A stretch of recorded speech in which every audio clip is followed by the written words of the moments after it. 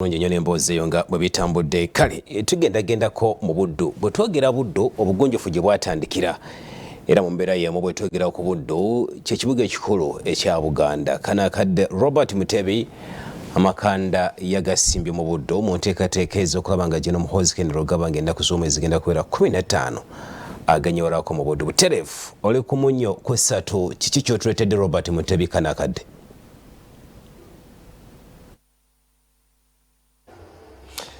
Neyanziza nnyo neyanzege Farouk Osesazi ne bannayuganda mwenna bagenda maaso n'okutulaba mu nsi yonna.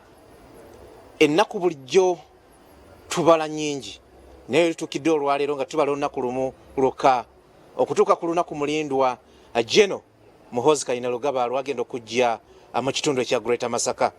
Ekituufu kiri nti buli we tutuuka ojja kugamba nti abantu beetegese, abantu beesunga, abantu balinda. Asawa zino ndine engineer Benon Mugalula. Ono yakuliddemu kunga abasuubuzi bonna mu Greater Masaka ku nsonga eno. Olutabaalo lwalimu na butya bwakunzeemu abasuubuzi okubanga abaleeta babugirize omwana w'embuga lwagenda okubanga atunyumiza. Musajja musuubuzi naye ate akola ebintu bingi.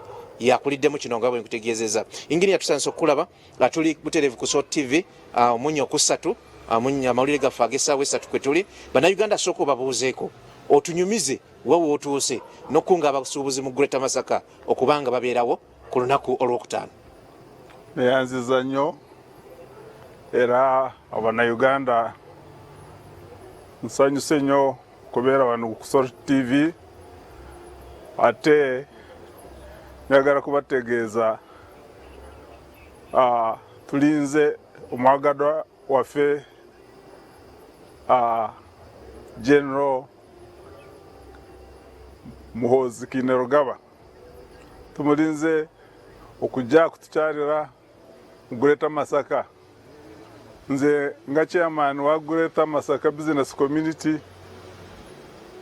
na tiimu yange tumaze kutegeeza buli omu ate tulina emitendera giri 3 aba business community abutukulira. Tulina abasuubuzi abatono nnyo bamufuna mpola ngabo butale nga bano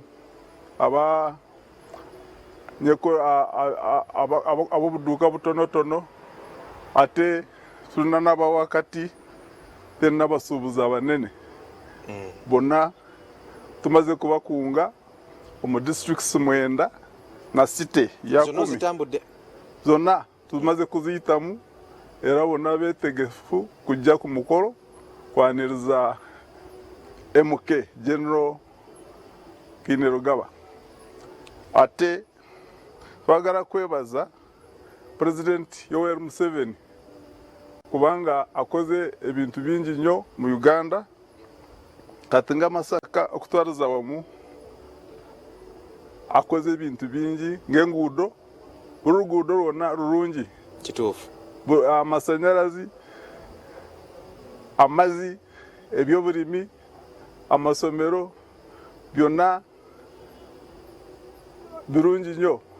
Ate engeri tumwagala nnyo President n'omwana we tumwagala era kyova olaba tulinze mutabani we tumwanirize wano abantu bonna bajumbidde kumwaniriza ate bajja kutandikira Rukaya nga bamulinze mpaka nga agenda kutubuka wano ku Liberation Square era tusuubira abantu bangi nnyo mujja kubalaba ku TV bonna balinze omwagalwa waffe MK General Muhoozi Kainerugaba. Tuyanza nnyo tuyanzege engineer Benon Mugalula yakulira abasuubuzi era yakikuliddemu mu bitundu bino ebya Greater Masaka. Oyinayo akasembayo ak'okubajjukiza obujjukiza then oluvannyuma tusiibule waŋŋambye nti ate olina ne b'oyagala okutegeeza naddala mu bitundu ng'erya Ntonde eyo mu bitundu ng'era Kayeeyo eri ng'oyingira Isingiro mu Runyankole. Greater Masaka eina abantu b'endimi nyingi harimu abanyankore harimu n'abaganda n'abanyarwanda mbwenu hati abaryantonde abasembabure n'ab'ekicweka kya Rakai mwena ntubeta amukoro ogwo 2015 mwije mwakire omukundwa wanyu omu Masaka okumukunda ishe President Yoweri Kaguta Museveni ebyatukorire omuyangeri okore enguuto zona kazikonectinga burushonda yona yo muyanga kandi na munonga ebyakizire kukora mu Greater Masaka ntwenda ngo toreke President Museveni okutukumukunda na rukundo tugitamwana we General Yoweri Kaguta Museveni abo kuba ntugenda ntunguka omuyanga kandi twenda Uganda gumizamu nkomurama gwitu kugira ngo Uganda ne ya buri omwe mbene twenda kucyoreka 2015 kugira ngo twenda tubere hamwe ogwo mukoro tuguruma bina buri omwe ntumweta kabo wa nupu kabo wa DP kabo wa NRM mwena taro kwahura aho twenda ngo tutambure hamwe